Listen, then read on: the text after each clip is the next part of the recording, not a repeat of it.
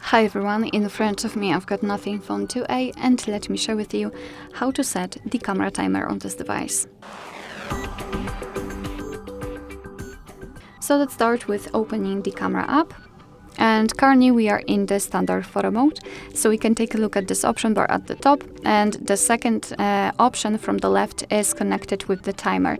So let's tap on it to set 3 seconds, tap on it again to set 10 seconds, and tap on it again to turn it off completely. As you can see, the icon is crossed out.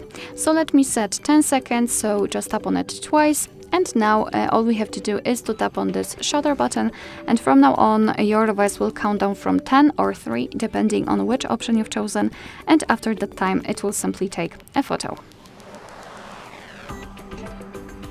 Okay, and we can turn it off just by tapping on it, and as I said, if you've got this crossed out icon, just tap on the shutter button and your device will take a photo immediately.